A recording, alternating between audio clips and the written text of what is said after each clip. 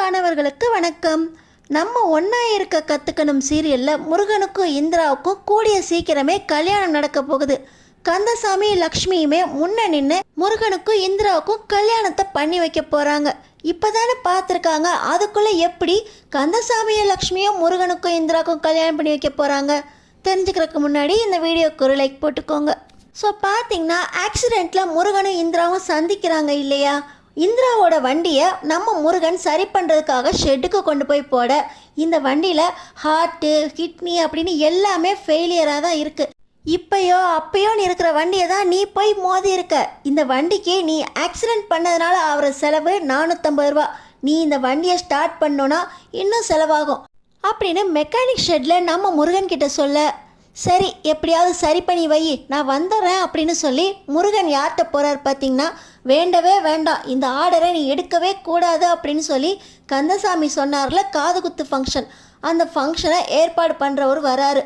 என்னப்பா உங்கள் அப்பா உனக்கு இந்த ஆர்டரை கொடுக்க வேணான்னு சொல்கிறாங்க, உன்னை நம்பி இந்த ஆர்டரை கொடுக்கலாமா அப்படின்னு கேட்க, நீங்கள் என்னை நம்பி கொடுங்க, இந்த ஆர்டரை சிறப்பாக செஞ்சு தர வேண்டியது என் பொறுப்பு அப்படின்னு முருகன் ரொம்ப பொறுப்பாக பேசுகிறத பார்த்து ஒன்று நம்பி நான் அந்த ஆர்டரை கொடுக்குறேன் அப்படின்னு அந்த ஓனரும் சொல்லிட்டு போயிடுறாரு. இன்னொரு பக்கம் இந்த வண்டியை இந்திரா கிட்ட கொடுக்கறதுக்காக ஒரு காலேஜ் வாசலில் நின்றுக்கிட்டு எங்கம்மா இருக்கா அப்படின்னு முருகன் கால் பண்ணுறாரு. இதை வந்துட்டேன் அப்படின்னு காலேஜ் பேகு ஐடி கார்டோட இந்த இந்திரா வரதை பார்த்து, நீ காலேஜ்லேயே படிக்கிற அப்படின்னு ரொம்ப ஆர்வமாக கேட்க, ஆமாயா இந்த காலேஜில் தான் பிகாம் படிச்சுக்கிட்டு இருக்கேன், உனக்கு என்ன இப்போ அப்படின்னு இந்திரா கேட்க, நேற்று ஸ்விக்கி ஆர்டர்லாம் எடுத்துக்கிட்டு இருந்தப்போ நீ அந்த வேலை தான் பார்க்குறியான்னு நினச்சேன் அப்படின்னு முருகன் கேட்குறாரு. இது பார்ட் டைம் ஜாபியா, இங்கே தான் நான் பிகாம் படிச்சுக்கிட்டு இருக்கேன், இதெல்லாம் நான் உனக்கு எதுக்கு சொல்லணும், வண்டி ரெடி ஆகிடுச்சா, வண்டியை கொடுத்துட்டு சாவியை கொடுத்துட்டு கிளம்பு அப்படின்னு இந்த இந்திரா ஆர்டர் போட, என்னம்மா இப்படி சொல்கிற, இந்த வண்டிக்கு நான் இடித்ததுனால ஆன செலவு 450 ரூபா தான், ஆனால் உன் வண்டியில் உள்ளார எல்லாமே போயிருக்கு, நான் சரி பண்ணுறதுக்கு 1500 ரூபா ஆச்சு, வண்டிக்கான செலவை எடுத்து வச்சுட்டு அப்புறமா நீ வண்டி சாவியை கேளு அப்படின்னு இப்போ நம்ம முருகன் சொல்ல, அது எப்படி கொடுக்க முடியும், நீ எங்கேயோ பராக் பார்த்துட்டு வந்து என் வண்டியில் மோதிட்ட, அதனால் எனக்கு 3000 ரூபாய் நஷ்டமாயிடுச்சு, 3000 ரூபாய் நான் டெலிவரி பண்ண முடியாமல் போனதுக்கு இதுக்கும் சரியாக போச்சு அப்படின்னு நம்ம இந்திரா சொல்ல, அது எப்படி சரியாக போகும், நீ காதில் ஹெட்ஃபோன் மாட்டிக்கிட்டுல வண்டி ஓட்டின, ஓ மேலேயும் தானே தப்பு இருக்குது அப்படின்னு 2 பேருக்குமே வாக்குவாதம் ஆக, முருகன் சரி 2 பேருக்கும் சரி பாதி காசு பங்கு போட்டுக்கலாம் அப்படின்னு கேட்குறாரு முருகன். ஆனால் இந்திரா அதெல்லாம் கொடுக்கவே முடியாது, நீ பராக் பார்த்துட்டு வந்து மோதினதுனால 3000 ரூபாய் எனக்கு நஷ்டம், நேற்று ஃபுல்லாக வேலைக்கே போக முடியல, அதெல்லாம் கொடுக்க முடியாது அப்படின்னு வண்டி எடுத்துகிட்டு போயிடுறாங்க. சரி வண்டியை நான் ரிப்பேர் பண்ணி கொடுத்துருக்கேன்ல, என்ன லிஃப்டாவது கொடு அப்படின்னு முருகன் கேட்குறாரு. நீ லூஸு, நீ லிஃப்ட்டு கொடுத்தீங்கன்னா நான் எதுக்கு கொடுக்க முடியும் அப்படின்னு சொல்லி இந்த இந்திரா கண்டிப்பாக லிஃப்ட்டு கூட கொடுக்க முடியாது அப்படின்னு போக, சரியான அராஜகம் பிடிச்ச பொண்ணாக இருக்குமே அப்படின்னு முருகன் அவர் அந்த ரேப்பிடோவில் இங்கேருந்து போகிறதுக்கு ஆர்டர் பண்ணுறாரு. பார்த்திங்கன்னா மறுபடியும் இவர் எதிர்பார்க்காம இந்திரா வந்து பக்கத்தில் நிற்கிறாங்க. என்ன நீ லிஃப்ட் கொடுக்க மாட்டேன்னு சொல்லிட்டு இப்போ பக்கத்தில் வந்து நிற்கிற, என்ன பாவம் பார்க்குறியா அப்படின்னு முருகன் கேட்க, ஓடிபியை சொல்லியா அப்படின்னு சொல்லி கேட்க, ஓ நீ பார்ட் டைமாக இந்த வேலையும் பார்க்குறியா அப்படின்னு முருகன் ரொம்ப ஆச்சரியமாக இந்திரா பின்னாடி உட்காராரு. இதுலேருந்து முருகனுக்கு ஒன்று புரியுது, இந்த பொண்ணு படிக்கிறதுக்காக குடும்பத்தை காப்பாற்றுறதுக்காக பார்ட் டைம் ஜாப் பார்க்குது, எந்த வேலை கிடைச்சாலும் படிக்கிற டைம் போக மிச்ச நேரத்துலலாம் வேலை பார்க்குது அப்படின்னு புரிஞ்சுக்கிறாரு. இன்னொரு பக்கம் கந்தசாமி ரொம்பவே கவலைப்பட்டுக்கிட்டு இருக்காரு.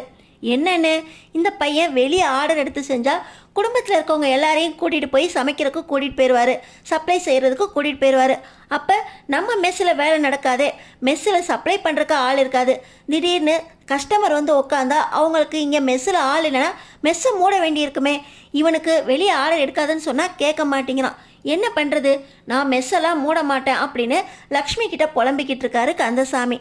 அந்த மாதிரி ஒரு நிலைமையெல்லாம் வராது, அவனுக்கு இப்போ தான் மெஸ்ஸை விட்டு வெளியே தாண்டி யோசிக்கிறான், அவன் வாழ்க்கையில் முன்னேறணும்னு நினைக்கிறான், தடை போடாதீங்க அப்படின்னு சொல்ல, நான் மெஸ்ஸெல்லாம் மூட மாட்டேன் அப்படின்னு கந்தசாமி இந்த ஒரு விஷயத்துக்காக தான் முருகனுக்கு தடை போட்டிருக்காரு. முருகனுக்கு இப்போது அங்கே ஆள் வேணும். இன்னொரு பக்கம் பார்ட் டைமாக இந்திரா நிறைய வேலை பார்த்துக்கிட்டு இருக்காங்க. முருகனுக்கு ஆள் தேவைப்படுறதுனால தன்னோட இந்த சமையல் வேலைக்கு இந்திராவையும் பார்ட் டைம் ஜாபுக்கு கூப்பிட போகிறாங்க. 2 பேரும் ஒன்றா சேர்ந்து தான் இந்த சமையல் ஆர்டரில் வேலை பார்க்க போகிறாங்க.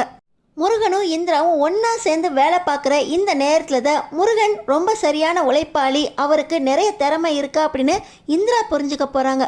இன்னொரு பக்கம் முருகன் இந்திரா நிறைய வேலை பார்க்குறாங்க, அவங்கள்ட்ட நிறைய உழைப்பு இருக்குது. ஆனால் பார்ட் டைமாக வேலை பார்த்து குடும்பத்தையும் காப்பாற்றி படிப்பையும் பார்த்துக்கிறாங்க, நல்ல திறமைசாலி தான் அப்படின்னு முருகனும் புரிஞ்சுக்கிறாரு. இந்த இந்திராவால் தான் முருகன் எடுத்த கேட்ரிங் ஆர்டர் நல்லபடியாக முடிஞ்சிச்சா அப்படின்னு கந்தசாமிக்கும் லக்ஷ்மிக்கும் தெரிய வருது. இன்னொரு பக்கம் பார்த்தீங்கன்னா, இந்த வேலைக்காரியை எதுக்கு எங்கள் அண்ணனுக்கு கட்டி வச்சு ஒரு வேலையும் செய்ய மாட்டேங்கிறா அப்படின்னு இந்த சண்முகம் நம்ம லக்ஷ்மி கிட்ட கேட்க, யாருடா வேலைக்காரி, நாக்கை இழுத்து வச்சு அறுத்துருவேன், அவள் இந்த வீட்டு மருமக, உங்கள் அண்ணனோட பொண்டாட்டி, ஓ அண்ணி, மரியாதை கொடுத்து மரியாதை வாங்கணும் அப்படின்னு விடுறாங்க. அப்படிப்பட்டவங்க இந்த வீட்டில் நாங்கள் சரஸோட நல்ல குணத்தையும் மனசையும் பார்த்து தான் உங்கள் அண்ணனுக்கு கல்யாணம் பண்ணி வச்சுருக்கோம் அப்படின்றாங்க. அப்போ அவங்களுக்கு தேவை நல்ல மனசும் நல்ல குணமும். முருகன் காதலிக்கிற இந்திராவுக்கு நல்ல மனசு குணம் இருக்குன்னு லக்ஷ்மி கந்தசாமிக்கு புரிய வரப்போகுது. அப்போது லக்ஷ்மியும் கந்தசாமியும் ஒன்றா நின்று இந்த இந்திராவுக்கும் முருகனுக்கும் கல்யாணம் பண்ணி வைக்க போகிறாங்க. ஆனாலும் இந்திரா இப்போதைக்கு கல்யாணம் பண்ணுற எண்ணமே இல்லை. என் குடும்பத்தை பார்க்கணும், தம்பி தங்கச்சியை பார்க்கணும், அப்பாவை பார்க்கணும், இதுக்கெல்லாம் நான் சம்பாதிக்கணும், படிக்கணும் அப்படின்னு பேசிக்கிட்டு இருக்காங்க. கல்யாணம் பற்றியே யோசிக்காத இந்திரா எப்படி முருகனை கல்யாணம் பண்ணிக்கிறதுக்கு ஒத்துக்க போகிறாங்க? அவங்களுக்கு எந்த மாதிரியான ஒரு நெருக்கடியான சூழ்நிலை வரப்போகுது?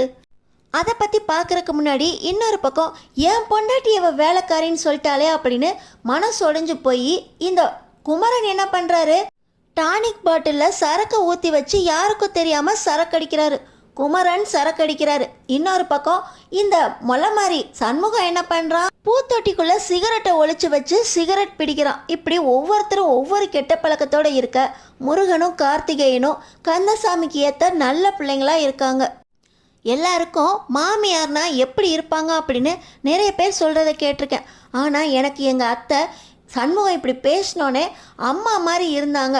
எங்கள் அத்தை எனக்காக நின்று அவங்க மகன்கிட்ட பேசினது ரொம்ப சந்தோஷமாக இருக்கு அப்படின்னு குமரன்கிட்ட சரசு ரொம்பவே சந்தோஷப்படுறாங்க. இப்படிப்பட்ட ஒரு சந்தோஷமான ஃபேமிலியில் தான் இந்திரா வந்து இணைய போகிறாங்க. அப்போ இந்திராவோட தம்பி தங்கச்சி அப்பா இவங்களோட கதி என்ன ஆகும்? இந்திரா தன்னோட தம்பி தங்கச்சி அப்பா இவங்களையெல்லாம் விட்டுட்டு முருகனை கல்யாணம் பண்ணுறதுக்கு எப்படி ஒத்துக்குவாங்க? அப்படியே தம்பி தங்கச்சி அப்பா எல்லாத்தையும் கூட்டிகிட்டு வந்து முருகன் ஃபேமிலியோடு சேர்த்து வச்சு நீங்களும் பார்த்துக்கணும் அப்படின்னு சொல்லி கல்யாணத்துக்கு ஒத்துக்க வைக்க போகிறாங்களா? இப்படி அவங்க ஒரு கண்டிஷன் போட்டு தான் முருகனை கல்யாணம் பண்ணுறாங்க அப்படின்னா கந்தசாமி கண்டிப்பாக ஒத்துக்கவே மாட்டார். எல்லா விஷயத்துலேயும் மிச்சம் பிடிச்சி கந்தசாமி ஹோட்டல் கட்டுறதுக்காக ஒரு இடத்தையே வாங்கி போட்டிருக்காரு.